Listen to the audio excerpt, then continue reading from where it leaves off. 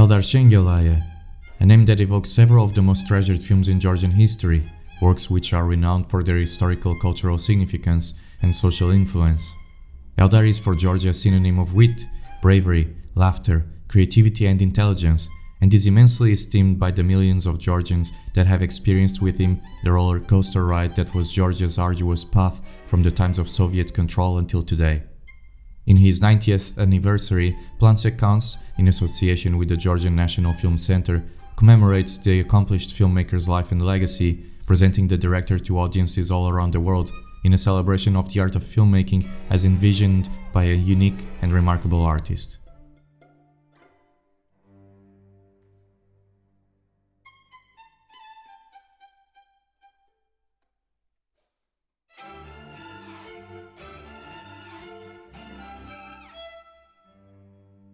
People say that an apple doesn't fall far from the tree, and this proverb of lasting truth applies neatly to Eldar Shengelaia just as well. He was born on January 26th of 1933 in Tiflis, in the Georgian Soviet Socialist Republic, now known as Tbilisi, Georgia's capital, to a highly talented and successful family. His father was none other than the famous Eldar Shengelaia, one of the founding fathers of Georgian cinema and one of the greatest figures in its history, while his mother was Natalia Andronikashvili, better known as Nato Vachnadze, one of the first stars to attain wide recognition within the blooming Soviet Union and possibly the most revered classic actress in Georgia. Nicholas crafted ingenious and striking films that belong to the pantheon of not just Georgia, but of world cinema, films such as Julie and Elizo, the former with famous director Mikhail Galatozov in one of his first roles as cinematographer, and the latter being one of the defining crowning jewels of Georgian early cinema, praised extensively by Sergei Eisenstein and many others. Besides becoming a huge film star in the Soviet Union in the silent era, Nato also featured in Nicholas's Julie and would later star in some of the earliest Georgian sound films too. In one interview, Eldar recalled spending many of his childhood nights at various events, film premieres, museum openings, artistic evenings, and musical concerts, and these occurrences are likely to have developed his sensibility towards the arts and its various means of expression, with the director sharing a faint, distant memory of his father praising him at a very young age, telling him he would make a fine lighting artist. In a different occasion, he mentioned also that his parents were self-taught artists, albeit naturally talented in what they ended up becoming and doing, and perhaps that innate propensity for artistic endeavors might have passed on down to him as an invisible intellectual inheritance. In addition to that, according to Eldar's younger brother, Georgian Shengelaia, who went on to become another of Georgia's most influential and recognizable film directors, and whose films Ala Verdoba and Pirosmani have been discussed earlier on this channel, disclosed the ambition of both brothers to follow their parents' career in film from an early age, even though Nato had tried to discourage Eldar from doing so due to Stalin's strict ideological control over film creations, which made that line of work rather perilous and subject to sudden and potentially permanently undesirable outcomes. As a son of famous parents, Eldar lacked no attention, and he remembers walking down the streets with his mother and becoming the center of the conversation on many occasions, after people being drawn initially by Nato's conspicuous presence. Unfortunately, his father Nicholas died when Eldar was merely 9 years old in 1943, which meant that his mother Nato had to raise him, his brother Georgi, and their half-brother from Nato's first husband called Tengiz by herself, but the absence of their late father was mitigated by her periodic recollection of him, which according to Eldar was manifested by providing opinion, suggestions, and counsel across the board, saying that father would have done this, would have said that, would have thought so, would have wanted such and such, and therefore his presence remained vivid even from a distant realm. Eldar recalls those as times of hardship, saying that we had to get black bread from carts which amounted to 400 grams, stand in long queues for kerosene, and mother would pour us a glass of red wine for every meal. By his own words too, he was not an easy child to raise. As a child, Eldar first thought of becoming a forester when he would be grown up, a seemingly idyllic profession to him, no doubt influenced by his father's hunting trips and Eldar's own inclination for nature dwelling, although he himself traces that early wish to the time when he used to visit Bakuriani, a Georgian ski resort. By the time he came of age, Stalin however had announced the opening of the Hydrotechnical Institute, and many school colleagues of his went to the Polytechnic Institute, persuading him to follow their steps, but after a year and a half of study there, he came to the conclusion that it was simply not meant for him. After pondering for a while, Eldar rekindled the thought of becoming a filmmaker and decided to join the reputed VGIK school in Moscow, which has been mentioned several times before in other videos as the foremost film school in the Soviet Union back then and in Russia still today. Shortly after the graduation of two other influential Georgian filmmakers, Marlen Khutsiev and Tengiz Abuladze, Eldar arrived in Moscow in 1952 to study in the VGIK, and with Nato Vachnadze's untimely death on an airplane crash next year, Eldar suffered a huge blow, now having lost both of his parents, with Nato's passing being mourned all across the Soviet Union, but especially in Georgia. However, Stalin died as well in the same year, and he had suddenly found himself amidst the bubbling center of debates and discussions on novel artistic ideas and creative means of expression that characterized the Khrushchev thaw period. Now that the stifling shadow of Stalin no longer loomed over the student and teacher's heads, Eldar lived days in which the curriculum evolved from an ideological program and to a system of instruction that emphasized artistic achievement, by his own words. Once again, like in the early stages of the revolution, the spirit of renewal and reinvention that had inspired those which had brought an end to the stagnated, provincial, and ill-informed period of Imperial Russia came down into the hearts and minds of those young, passionate, aspiring filmmakers like Eldar, together with an international spark and sensibility which nonetheless did not stifle their national awareness and ambitions. All this supported by the opening of the film library, which hosted film works crafted in Germany, France, and Italy, and it was probably there that he developed the fondness and esteem for Fellini, Chaplin, and Godard that he shared with an interviewer. Eldar, together with Alexander Rekhviashvili, Otar Yoseliani, Merab Kokochashvili, Lana Gogoberidze, Sophie Kochaureli, and other future great Georgian filmmakers and artists, grew and learned from grand figures such as Ukrainian director Alexander Dovzhenko and Georgian director Mikhail Chaureli, stalwarts of early Soviet cinema who had displayed an experimental and avant-garde vein in their works, and who would inevitably pass down their experience and influence their perspectives on cinema. His graduation from the institute came in 1958 from the directing workshop of Sergei Yuktievich, who had won a Best Director award at Cannes in 1956 for Othello, a mentor arranged by his mother by Eldar's request after reaching out to Veriko Anjaparidze, Mikhail Chaureli's wife, another famous film and stage actress like Nato herself. Although the initial plans were to have legendary director Vsevolod Pudovkin as their mentor, who unfortunately died in 1953, and despite Yuktievich having been kicked out of the VGIK in the late 40s after being denounced as a malicious formalist and leader of anti-people cosmopolitanism for his modernist aspirations, after much persuasion and begging, Yuktievich returned to the teaching at the institution, and Eldar recognized his great role on his development throughout the time there. After the graduation, Eldar worked for a while in Mosfilm Studios, with his debut film made still in 1958, The Legend of the Ice Heart, co-directed with Alexei Sakharov, which had been Eldar's closest friend during his studies and which he called affectuously as his third brother. The film was effectively their graduation work and was co-produced by Fruns Films, a studio which would later become associated with the Kyrgyz Miracle, a period where several Kyrgyz masterpieces were produced.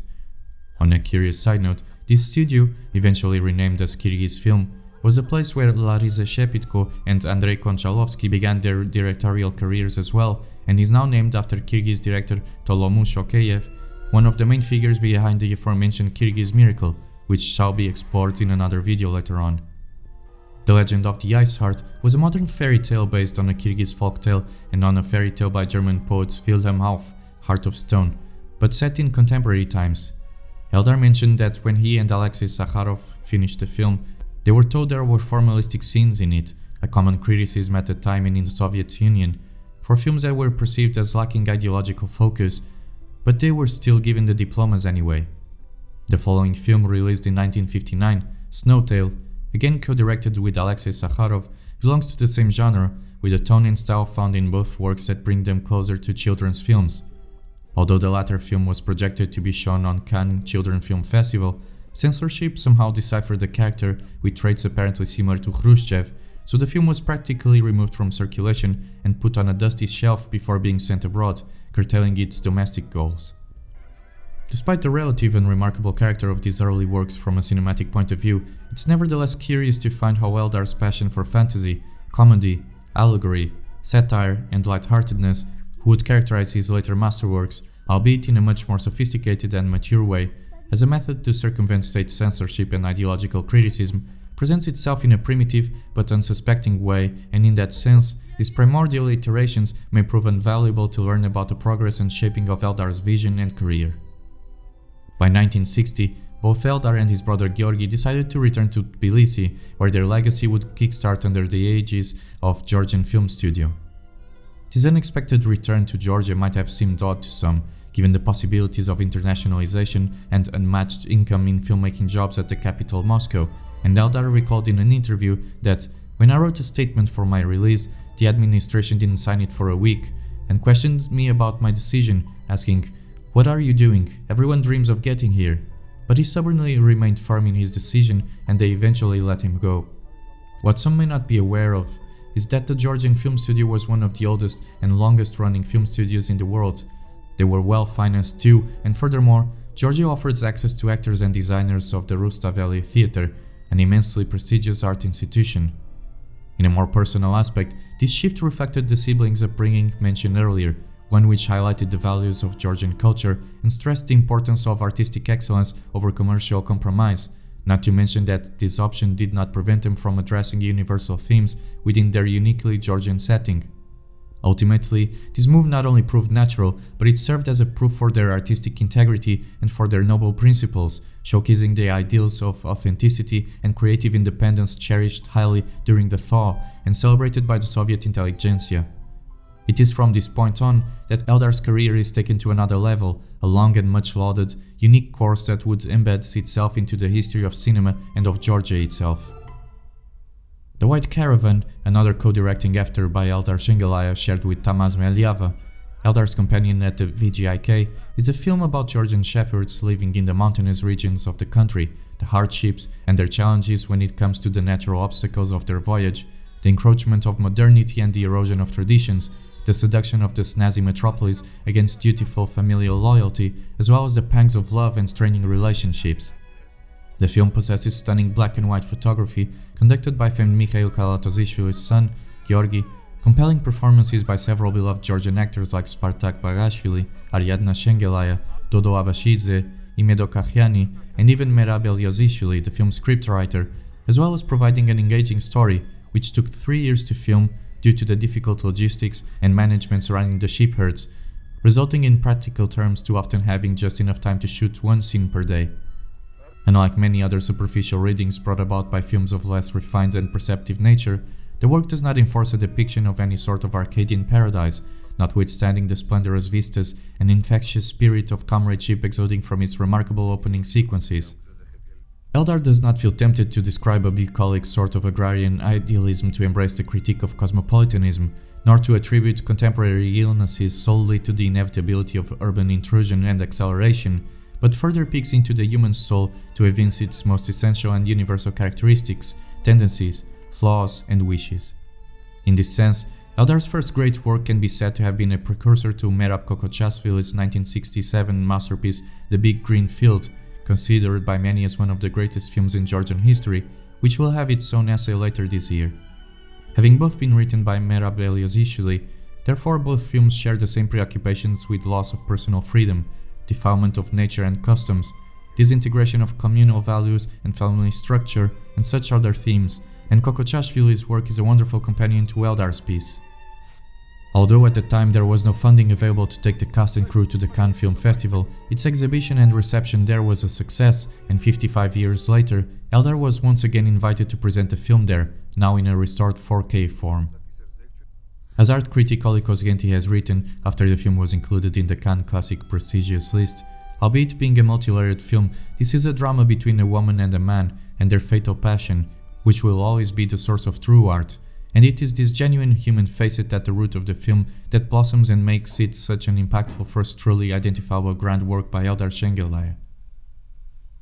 The year of 1965 is remembered as the year Eldar first directed the work by himself, this being Michela, a short film with a duration of 45 minutes, and this is a remarkable film for it is one of the few instances in the director's filmography in which the dramatic approach devoid of humor takes over entirely with a great, powerful effect. The film is based on a work by David Kultyashvili, whom Eldar praised as his favorite writer, His language and themes seem to be the closest to me, he said in one interview, and the intersection between literary and cinematic outputs between the two authors would continue in Eldar's 1977 film Samanishvili's Stepmother.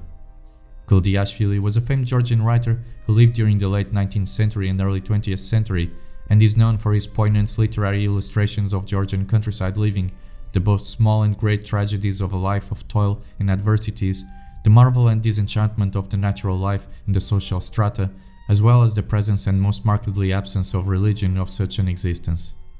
All of these are expertly weaved into the canvas of Michela through Eldar's masterful directing of the cast, pace and visual storytelling, but also in great part thanks to the absolutely stunning cinematography masterclass presented by none other than Alexander Refiashvili, a hugely talented director of photography turned master director whose life and career had already been presented on an earlier video on this channel. Indeed, Michela strikes immediately and very hard in equal measure with both its austere and heart-rending plot, and with its superbly and almost unbelievably composed rendition of the Georgian mountainous terrain and landscape, aided by an unhurried rhythm, sparse soundscape, and leisurely montage. But despite the affecting tone and style of this first individually directed creation by Eldar, his upcoming works would find a way to Georgian people's hearts in a somewhat different but efficient fashion, with lighter portraits, even if still in occasionally shaded paths of the human condition. These future films would present sophisticated comedic elements and playful subversiveness, with plots that would come across as intentionally slow-paced and largely devoid of dramatic charge, but with heightened parabolic signification that aimed to satirize their living reality, posing succinct criticism and expressing concerns of the Soviet intelligentsia beneath its humorous camouflage.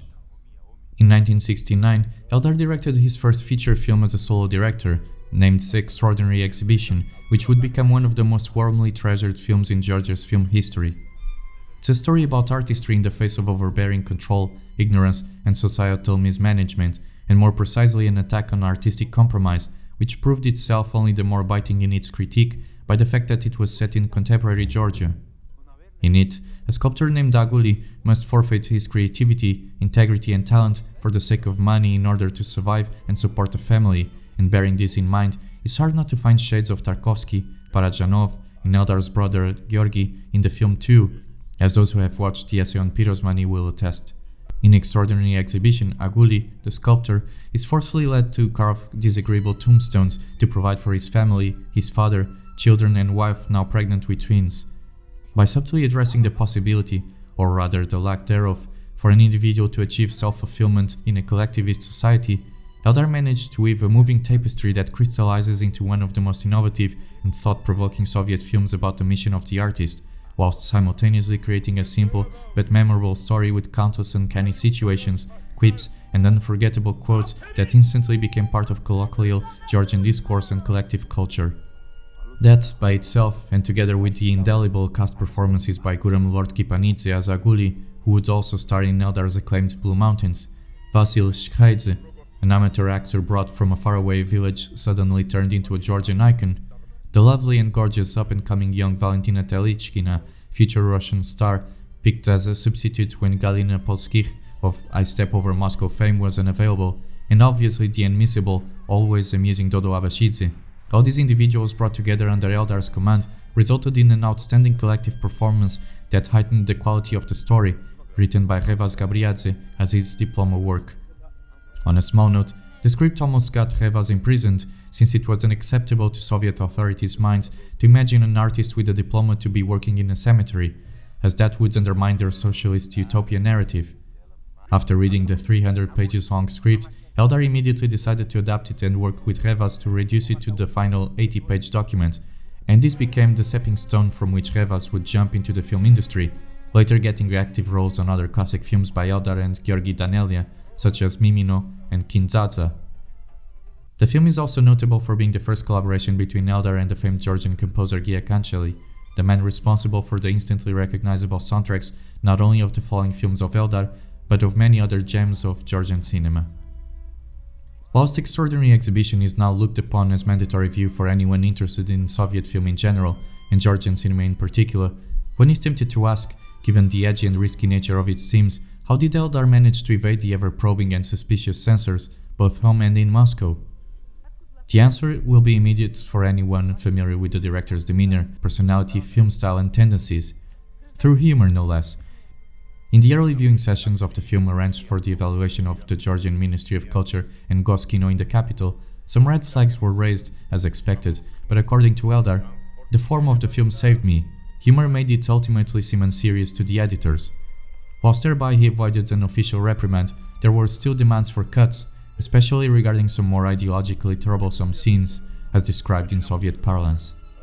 However, Eldar, a skillful, intelligent and resourceful man, took advantage of the constraints in the political apparatus's coordination and communications between differing sectors, opting to return to Moscow with a politically correct copy of his film in hand for wide release, whilst preserving an uncut negative in Tbilisi, freely screening the untainted original work on select film clubs. In this way, Eldar, now a more mature and experienced filmmaker with increasing trust, was allowed to thrive and continue producing culturally significant works that would propel Georgia further and beyond borders. Georgian filmmakers like Eldar mastered bureaucratic strategies to pursue their creative visions and sought to reach a wide audience whilst employing a variety of tactics to reduce the Soviet ideological influence made through Goskino on film production, having achieved this by maintaining a sense of authorial independence and working to sustain the spirit of national authenticity whilst producing films that met the demands of the state-led industry. As Shengelaia had stated in an interview later on, the use of humor gave him the possibility to speak about one thing and comment on the other, as in a parable, instead of merely exploiting a conventional device of Georgian theatre for pure laughter. In the 70s, Georgian cinema had attained an independent value and prestige that allowed it to detach immediately from common Soviet productions.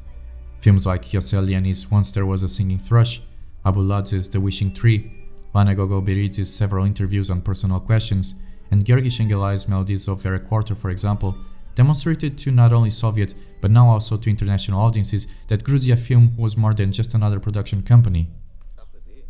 Eldar Shengelaia's 1974 film The Eccentrics is an example of such a film, and much like its predecessor, Extraordinary Exhibition, it shines also by providing subtle criticism of the era, its problems, constraints and censorship by clothing it in allegorical narration.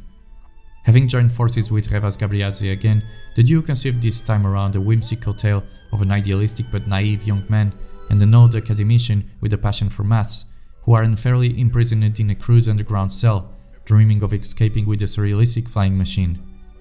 Thanks to the fantastical, dreamlike and comedic tone, the film managed to obtain a wide release and was obviously very well received by the intellectual and artistic circles in the Soviet Union and especially in Georgia. The fact that the setting was rooted in pre-revolutionary Georgia meant that the arbitrary, asinine and cruel nature of the authorities depicted on the film could generally be perceived as a natural extension of the corrupting Tsarist regime, while skinnier individuals couldn't miss the parallels with contemporary figures and organizations in power at the time the film was produced. Although one may feel inclined to interpret the film's spirit and ending as an effort directed towards outside the Cold War's Iron Curtain, Eldar described it in an interview as a nod to freedom, and he says that the Eccentrics did not fly to the west nor to the east, they simply wanted to escape the reality in which they were, where there was no freedom. This means that there is no active plan to abandon one's country, but instead a wish to transform it into a better, fairer, richer country on all levels for everyone.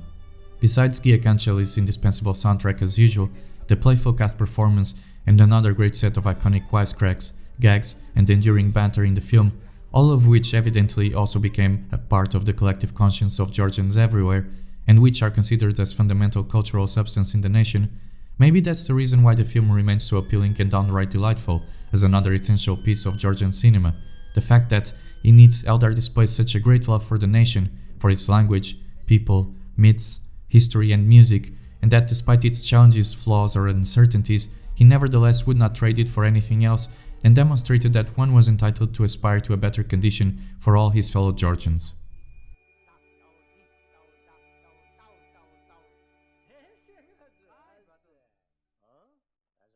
Roughly 3 years after The Eccentrics, Eldar directed Samanishvili's Stepmother, an adaptation scripted by Georgian of a work by David Kultyashvili, who had already been mentioned in Mikhela as a famed Georgian author and whose themes of social decay, particularly exposing the disintegration of the nobility, were often framed in humorous contexts without ever lacking dramatic power, providing therefore excellent source material for the Georgian director, admittedly a huge fan of him. Hence, the film, as a tragicomic work of sorts, relays the dramatic character of its story to a universal example of mundane poverty and rural hardship, one in which Platon, a hard-working countryman of noble ancestry, with a wife and child, sets out to look for a female companion for his aging father, whose solitude and longing for his late wife has brought much melancholy and anguish. There is a conundrum to solve, however, since, given the hardened life of meager output in the countryside seems already too draining, and to add the concern with having another mouth to feed in adverse times on top of that is very real, more importantly than that even, is the possibility of having to share the inheritance with the new brother, which does not appeal at all to him and his wife. Faced with such a difficult task, he then decides, after conversing and getting the idea from his wife, to look for a widow with 2 previous marriages, who must not have borne a single son, for that would most likely mean that she is barren and won't be able to provide another heir. That is the springboard from which Platon will leap into the adventure, a sort of pastoral road trip on inner Georgia, riddled with comical mismatches, fights, hopes and frustrations, miracles and bad luck, with Georgian traditions exhibited throughout as singing, rites and dancing, almost all of them bearing the presence of an absolutely hysterical Imedo Kahiani, which had already given a wonderful performance in the White Caravan. Although the film projects a slight undercurrent of pensive nature, it predominantly soars in goofy territory, but at the end of the film, Eldar presents us with one of the most poignant scenes in his entire filmography, as Bekina, the father of Platon, asks his son to forgive him, having confessed the whole ordeal to have been a mistake stemmed by his aged mind, and to pity his old father, to which Platon replies only by asking if anyone had pitied him when it was him that was in dire need. Indeed, albeit being an accomplished artist that more often than not delved in comedy to portray his ideas and mind, like all great comedians, Eldar also had an acute mind for tragedy and drama, and when required, was capable of returning serious commentary on life and society, as examples of his other films attest, as showcased in Here and in Michela, the ending on the White Caravan, etc. Writing about David Klodiashvili, Geronti Kikadze, a famous critic, politician and erudite man of letters, said that David Klodiashvili is a great humanist, not only by the fact that he loves people despite their flaws and ugliness, but also by the fact that he considers the idea of humanity to be the most sublime idea. And for Eldar to adapt 2 of the author's works really says something about his love for mankind too, having showcased through his films as well how he pains and hurts with their suffering, but also how he finds reason to laugh and be amused with their idiosyncrasies and the absurdity of the world, as well as to remain optimistic even in the face of raucous lunacy and madness. These subjects too will come to the forefront of his next film, one which is probably his most famous abroad, Blue Mountains.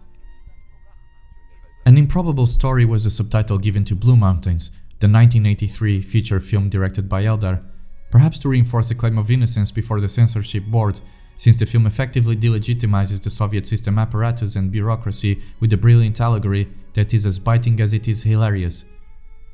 6 years after Samanishvili's Stepmother, Eldar and Rezocheshvili return with a vengeance, now going full force against the rotten, rusted political structure at the edge of crumbling that was the Soviet Union by the 80s. The plot follows the quotidian of a young Georgian writer named Sozo in an unidentified institution in Tbilisi that could be a printing shop, an editorial office, a magazine headquarters or a publishing house, but the spectator is never given the actual specificity of the space, an intentional move to allow for the absurdity of the narrative to unfold. In this institution, its employees play chess, grind coffee, knit, study French, watch motorbike football, run in and out, are looked for by suspicious men. They lie and feign interest and professionalism, yet even the direction refrains from spending too much time within the actual building. Soso has a manuscript from his book, with the title of the film, and is trying to have it published, sharing copies with several people who are keen to read it, but keep postponing, losing, or lying about having read it, so a whole year goes by without attaining its goal. Meanwhile, the building starts to show integrity issues which are seldom noticed or worked upon, so in the end, because of its neglect, it finally collapses over its inattentive staff's heads. Although the institution is moved to a fancy new building, all the previously mentioned activities are resumed and life returns to the usual doldrums and state of stagnation. With its contrasted clash of realism and absurdity, the mundane environment and triviality in the actions mixed with the endless repetition, non-sequiturs, and grotesque personality of its characters, Blue Mountains offers a resounding social and political critique whose essence conveys an aspiring spirit of reform. The parable describes the Soviet era with irony and wit, resulting in wholly amusing sequences and sometimes uproarious laughter, but the conclusion is quite thoughtful, for it distinctly indicates that an immovable society is doomed to collapse. By showcasing that unending, questionable professional habits throughout the 4 seasons of the year, the lack of purpose or output in the business, and its growing structural ailments, Eldar crafts an oblique and disguised but nevertheless sharp dissection of the then state of affairs, one which was recognized in Moscow by the film committee as being anti-Soviet. Still, it was thanks to none other than Mikhail Gorbachev, then Secretary of the Union Central Committee, that the film was allowed a release.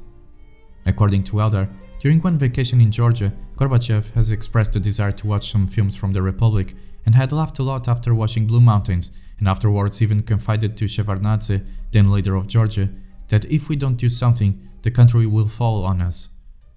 Eldar fled to Moscow and told the committee that Gorbachev approved of it, so the film survived, although it was forbidden to be shown in the Cannes Film Festival. It will be useful to learn that in 2014, however, on the 67th Cannes Film Festival, a restored version of Blue Mountains or An Unbelievable Story was shown and selected amidst 1,000 films in the Cannes Film Classics section and proclaimed as being among the 20 best films in the world, together with works by Hitchcock, Fellini, De Sica, Godard and others. Expect an individual film essay dedicated solely to the film in the near future. During the 90s, Eldar directed 2 films, Express Information in 1993 and Dog Rose in 1996, but both films are extremely hard to find and the information is scarce. They now remain somewhat obscure works that deserve to be rescued from oblivion so that Eldar's filmography might be studied in its entirety. They were produced during fractured times on a personal and on a national level, for shortly after the dissolution of the Soviet Union, Georgia was plunged into bloody internal strife, which culminated with a civil war that lasted from 91 to 93, involving its regions of South Ossetia and Abkhazia, a problem which unfortunately remains unresolved as of today and was responsible for much unnecessary death and destruction throughout the decades. Georgia's film industry naturally declined during this period, and state funding was barely enough to produce 1 or 2 feature films on an annual basis. Having joined the State Council of Georgia in 1992, after much pressure from people who looked up to him for his films and his role on the independence movement in 1989, and on the Sobchak Commission that investigated the actions of the Soviet military after the tragic suppression of a pro-independence rally in Tbilisi, Eldar also became a member of parliament and served as vice speaker after 1995, having retired from active politics later in 2004. For this reason, his commitment to filmmaking suffered, and even though the 1993 absurdist comedy Express Information was favorably received and awarded in international festivals, he shared his disillusionment with the picture later in an interview, saying that, "I am dissatisfied with it, because at the time I was very busy with politics. I went to political rallies during the day and would shoot the film in the evening, but it didn't turn out as I wanted." Acknowledging that politics was a dirty business that was bringing more unsatisfaction to his life, he eventually left it and said that if you're an artist, then you must dissolve in your work and not tear yourself or your creation to shreds because of external circumstances. After a long hiatus of 20 years, Eldar returned in 2016 with The Caucasian Trio, co-directed with Fuad Ibrahim Bekov and the assistance of Temur Butikashvili, and in 2017 as a solo director once again with The Chair, whilst his most recent output comprises a trio of short films from 2020. The Caucasian Trio deals with 3 individuals, a Georgian, an Azerbaijani and an Armenian, that had been close friends in their youth as all part of the Soviet Union. After the collapse of the USSR, their friendship remained even though they became separated by international borders and have now formally distinct nationalities. Enmeshed in this context is the story of a young Armenian man raised by his Azerbaijani stepfather in Baku, who learns of the identity of his biological father and heads to Moscow to meet him. Dealing with the enmity, resentment, and hatred fueled by the political classes and nationalistic rhetoric that has played a key part in the bloody feud between Armenia and Azerbaijan, the film offers Eldar's non-partisan perspective as a Georgian, and his work clearly strives to inspire a rational dialogue amidst the radicalized neighboring countries by showcasing the common and higher values that supersede the violence and ignorance stemming from the ethnic tensions and military conflict unfortunately perpetuated until today, rooted in the classic humanist outlook that Eldar has displayed throughout his life, even though the film is framed in a much more somber, weighty and darker tone than his usual style. In 2017, The chair marked the return to solo directing to the Georgian director, and it also displays Eldar back into a more light-hearted and satirical terrain, despite remaining concerned with the pressing social and political issues of the contemporary world. In fact, the drama in the chair is one that is timeless and has occurred countless times in the past, more precisely the lust for power and the materialist obsession, and the trouble that falls upon one whose greed becomes the sole core of life. If a person loves a chair, he does not love his wife or children. The most important thing for him is the chair, said the director upon the presentation of his film, and that is what the spectator observes in the downfall of Georgi, the refugees eviction minister, after losing the elections, for after being dispossessed of his office, his home, his car, and the trust of those close to him, the disgraced man eventually acknowledges that the stereotypes that he carried and prejudiced notions about others were a mistake, but more important than that he relied on paltry concepts and objects that kept him only superficially joyful and profoundly debased him, and that he must find actual fulfillment in love, nature, and family.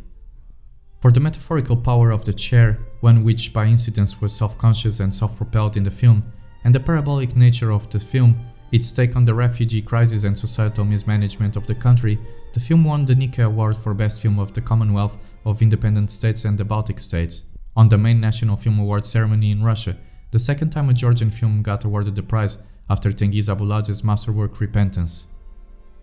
The most recent film output by Eldar consists in 3 short films named The Well, Song, and Birds, all of them shot in beautiful black and white fashion, but which momentarily are flooded with color when some special circumstances occur, more precisely when some of the most beautiful ideas ever devised by mankind are reified and projected into the reality of their narratives, namely freedom, love, tolerance, nature, justice, peace, and divinity. In these amusing and inspiring tales of absurdity, innocence, joy, courage, and faith, the spectator is presented not only with various references to Eldar's own life, work, and family, through quotations, dedications, and the participation of people with which he had worked on his previous films,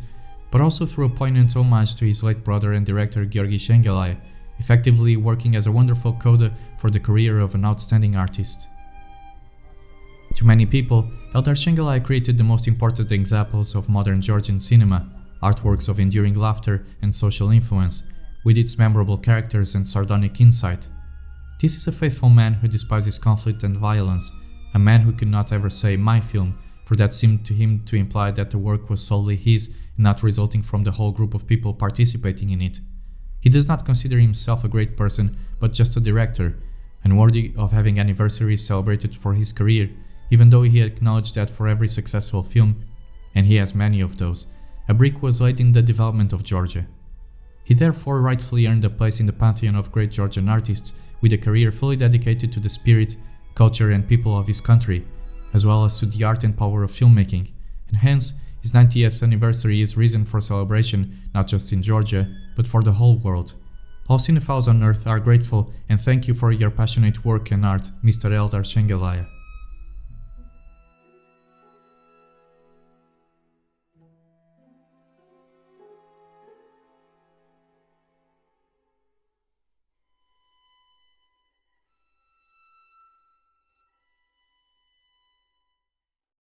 This presentation of Eldar Shengelaia's life and work was made possible by the generous help and support of the Georgian National Film Center. If you would like to know more about Eldar Shengelaia and Georgian cinema, make sure to visit the Institute's website. The Georgian National Film Center, together with the Georgian National Archives, has been negotiating for several years the return of many works of Georgian film heritage stored in Gosfilmofond in Russia, having already succeeded in retrieving classic films and masterworks from Mikhail Kalatozishvili, Kotemi Kaveridze, Mikhail Chareli, Tengiz Abuladze, Mikhail Kobakhidze, Eldar Shengelaia, Nicholas Shengelaia, and others. Make sure to watch, discuss, and recommend Georgian cinema to your friends and other cinephiles so that efforts to retrieve, restore, and salvage classic Georgian films for posterity may continue. As always, thank you for listening and see you next time.